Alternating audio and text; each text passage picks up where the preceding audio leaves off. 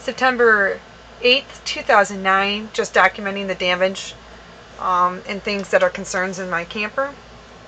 Starting with, of course, the area that pools. The water comes in here, so I have water stains here, and it will come in over here. All of these black marks are from the tent being pinched up against the door frame, and here's actually where the hole is.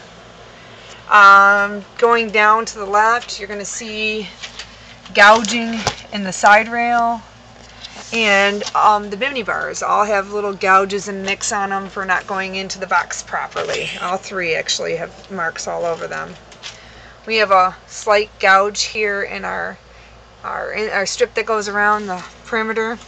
This area right here is not aligned correctly. It's a very sharp corner. As you can see, it's not flush with the wall. I'm not really quite sure why that is. We have some door damage because of the way that the bimini bars are pushing in. We've got some really worn down strip in here.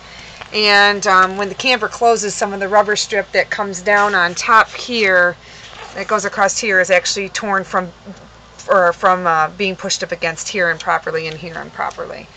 This wall is, from the pressure of the messed up bimini bar, is really pushed in to the point, I don't know if you could see it, where the screw is actually shown and pushed back. This is the side rail that gets bowed out when it's closed. Here we have more gouging from the poles not going in properly.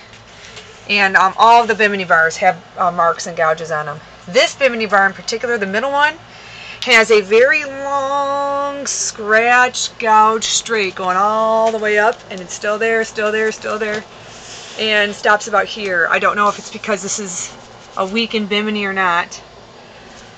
But like I said, all of them have gouges. You can see again another gouge. This is the bimini bar that obviously has to be replaced because it is severely bent and causing most of the problems. And gouged and bent, very gouged up. You can't see it on the other side. Again, side rail all gouged up. And again, many scrapes and bumps and bruises along the biminis.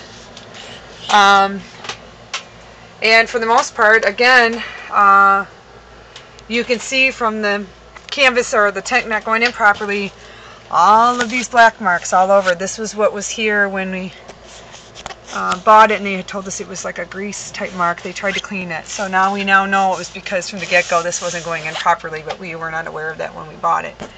So that is primarily our issues. So hopefully we can get them resolved. Oh, one last issue is in here is where the tent seaming seems to be coming loose, and it has a knot that's about to come undone right there. So if we get the tent top replaced, we won't have to worry about that anymore anyway.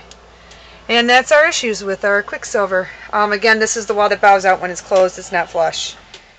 So those are our issues.